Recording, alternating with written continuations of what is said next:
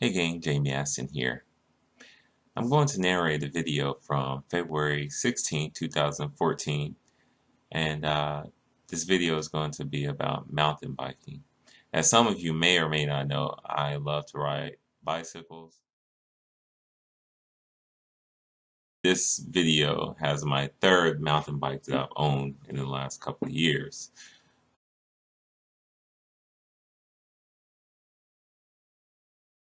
Right before this accident, this brand new bike, I owned for a very short while and only ridden it less than 5 times.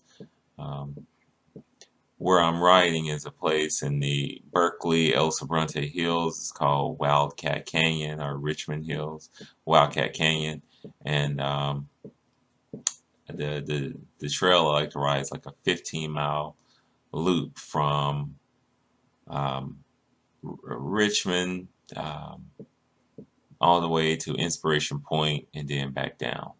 And so let's catch up to me on the leg up. I'm tired. 16 February 2014. Rain last night. Wet today. Jamie, don't go riding after the rain again.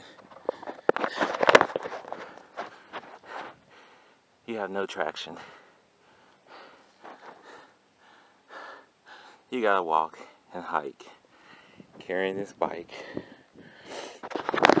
It hasn't been fun yet. And there's more mud. I'm gonna finish though. Okay, bye. Okay, after this video, I eventually made it to Inspiration Point. And Inspiration Point is a very, very nice outlook. You get to see San Pablo Reservoir. You see Briones, I do believe. Just see a whole lot of stuff. Get to ride through some redwoods, and even on the hottest of days, just going up to Inspiration Point, it's always a nice breeze. It's pretty cool. So letting that be the turnaround point makes your trip just so much better. And also due to the fact because it's mostly downhill, so you don't have to work as hard, and it's just fun. Um, Going back, I rode through Tilden Park. And at the last portion of it, there's a big hill where the trail turns into a paved road. It used to be, I guess, Nimitz Road or something, I believe someone was telling me. And so now it becomes a paved road, and that's your last leg, just going downhill. And of course, being careful of people walking and hiking. My bike, um, something happened, something malfunctioned between me and the bike and something. I don't know. Till this day, I do not know how I wrecked. I the best thing I can come up with is just like you all saw in the video. The tires were still very slick, and at this paved road, I think I drove over the manhole cover. There's a manhole cover and there's a small lip there, so maybe my bike slipped from up under me. I'm not sure, but I I don't think I would be silly enough to hit the front brake. It just doesn't make any sense. You don't do that, you know. But I went over the handlebars. I apparently took a big flip, um, and my bike was 10, 15 feet away from me almost. Yeah. Apparently, I did hit my head, of course, my face. My helmet took the blunt force because there's a huge scrape point on my helmet. So it looked like I came down head first, but instead of me just hitting my head, the helmet slid, and then that's where I burned my face, and then I did some flips. I did put my hands out because my gloves were shredded up, so it tore my gloves up. So I did have my hands going forward. I had a lot of road rash on my arms, on my body, on my knees, my back, and everything. I always wear a helmet. I don't bike without a helmet, even on very small commutes. I always have to have a helmet on. But on this day, I actually had my gloves on. I had a pair of jeans and a pair of pants underneath, and two long sleeve shirts, I do believe. So it was just the best case for me to wreck in a sense, just with my layers, because it really um, protected me after I crashed. Now I'm putting stuff together because you all, I don't remember, like I said, I don't remember a lot of this stuff, but after the crash, I wake up or get up to this guy over me, and if I can find his name, I'm going to put it right here.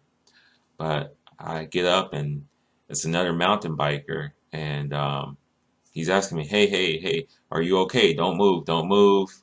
Um, he's checking bones. Are you okay? And I'm just nodding, like, what? Really, I'm trying to figure out, you're riding, and now you're sitting up, like, what just happened? And things are ringing and things are going on, but I'm calm and I'm just sitting there, and I'm answering the questions, and he's, okay, great, no broken bones, um, talk to me, are you okay, and now he's telling me stuff, and really, uh, I remember telling him two things. Number one, I asked him, I said, just tell me, do I still have my teeth? Because I could not feel anything. I couldn't feel anything. And he told me, open up, and then he's like, yeah, you still have your teeth. And I'm like, well, shoot, no broken bones. I still have my teeth about as one. And so now he begins to find gear, one of my cameras, my bag was shredded up. And so I asked him to give me my water bottle, and we kind of do that. And he's like, okay, do you need me to call 911? Where are you going? Where are you headed? Where are you parked? And, you know, I was, no, I can get out of here. Now, this is where it got stupid. This is where it seems like I always can get out of the emergency situation for the most part, okay, but then I start making dumb decisions. So I say, no, I can ride out of here. And so we take a couple of pictures and everything.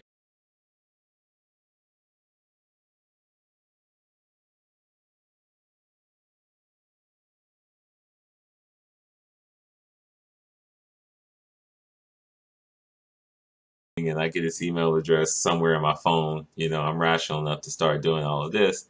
And now I make a dumb decision. I ride back out as best as I could. My wheel was pretty warped. It was pretty messed up. And honestly, I was thinking about the bike at this point. Since I'm okay in the sense I can ride out. Oh no, this brand new bike is tore up. So I ride out. I put it on the back of my truck. I get inside the truck, and this is when things start to, I guess, the adrenaline starts to come down, and things are shaking and crazy and everything else. I get in the car, and this is a one-way street that goes to a T section, and people, I did not know where I was. I didn't know. No. It's a T section, then it turns to another T section, and I didn't know where I was. I did not know how to get down off this hill. And I'm just like, okay, it's gonna come to me. It's gonna come to me. And I'm driving, and I'm just so dazed, and I don't know how to get home in a sense. But it's an area that I do know very well. It's where my church is and everything. So I guess I made the right decisions, and I start going down. So anyhow, the first stop I make, guess where? The bike shop. I walk into the Peddler. It's on San Pablo Dam Road, thepeddler.com, the Ped, something like that. Look it up. Really cool bike shop. And I walk in, and I have my bike and run. One of the guys I recommend you all talk to when you go to the Peddler, he immediately, Jamie, what's going on? What are you doing? Like, I just wrecked the bike. Get out of here. Give me the bike. Get out of here. Go to the hospital. Blah, blah, blah. And I'm like, well, I'm going to go home. I don't think I need to go to the hospital. So I leave and I make a stop by Walgreens so I can collect myself, make some phone calls, and shoot some text out to Anthony, Jacqueline, Chad, Justin, Lynn, Drake, Mom, all of these people to say, hey, look at me. I'm always doing something, and now I wrecked my bike and I'm still here. Check this out. But maybe subconsciously it was a little cry for help. I don't know. But while I was there, my friend Janine ended up coming by Walgreens or going to Walgreens, and she saw me. And when she came over to talk, she freaked out after she saw me in that condition. Pretty much, you need to go. So, so I ended up making my way toward home.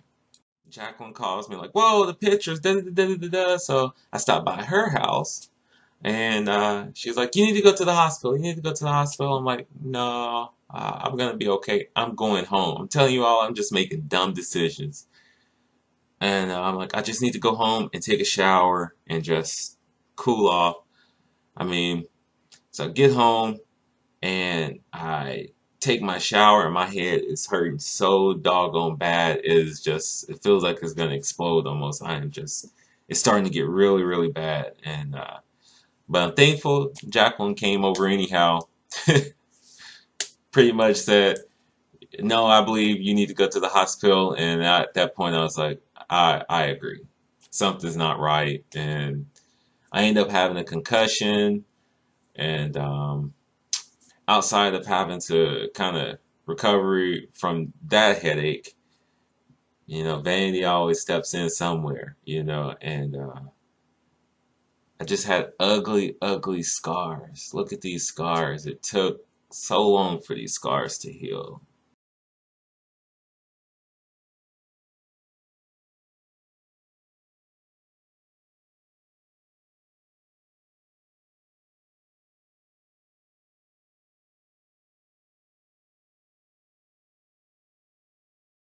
I They healed up. They healed up so well until um, you probably can't even see it. One thing that took a long time for recovery was actually getting back on the bike and going mountain biking. A month later, after all of that healed up, I did go back to Wildcat Cane, complete the full circle. Was very aggressive doing it, and you know, took some big risks to kind of prove something to myself. That was a scary ride, actually. I took a trail I don't normally take down this ravine area way too fast, but I made it out. But after that, I don't think I've really gone mountain biking out in the area again. Period. I've been riding more of the hybrid on the streets and haven't ridden that bike really since. Instead of mountain biking for the summer of 2014, I was just kayaking and fishing. I did ship that bike back to Arkansas and I was riding around, but I just haven't been back in the hills riding. Um, the recovery time just for being able to take street hills was it was pretty hard. Every time I came against a downhill grade, I always thought, what went wrong? Why did I flip? Why did I wreck? So I mean, just riding that bike down the hill man, it would trigger a whole lot of, I don't know, a little PST in a sense. Took me a long time to go down hills again to just really not think about it. And, you know, I don't think people, yeah, you get back on the bike, you keep on going, but when you don't know what happened, you tend to just, I don't know, it made it hard. What I want to say is, if you all did notice in that video, I was heavier than what I am now, of course. But this accident is pretty much what jump started me back to saying, Jamie, you've dropped the ball somewhere. Because I don't know where, like I said, I had the accident and how, but I attribute it to some weight, anything like that. Because after that, I hurt my back from this accident, so that ended up, the next month or so trying to load up my brand new kayak to where I kind of pinched a nerve and all this type of stuff like that. So I had to go to the chiropractor. I mean, this incident was just really the camel that broke the straw that broke the camel's back, and jump started me back to saying you got to get your mess together. So and I did. That's why, as much as I love to fish, ride bicycles, and things like that, just enjoy nature. Fitness is very important, people. Eat right, drink plenty of water, and just try your best to be calm in emergency situations. When you see someone that needs help or hear something, go investigate it. You never know who it is. You never know how thankful they are. I'm very thankful. I still haven't looked up the name, so I'm not going to say it in this video, but I'm very thankful to the guy who stopped and helped me. He was very kind. He was very nice. I'm telling you, one of the things I still remember, he has egg beater pedals on his mountain bike, and he has a daughter. I know that because I emailed him, said, everything's okay. I really appreciate it. I sent him this Amazon gift card. He replied back saying, I just got my daughter a bicycle or something, and she was wanting some component. So this is going to help out, she'll enjoy that. And you just don't know. I'm very thankful to that, because I was already making dumb decisions on my own. So I needed that sound advice, that sound care from a complete stranger on the hills of El Sobrante, Wildcat Canyon. Anywho, you all take care. Bye.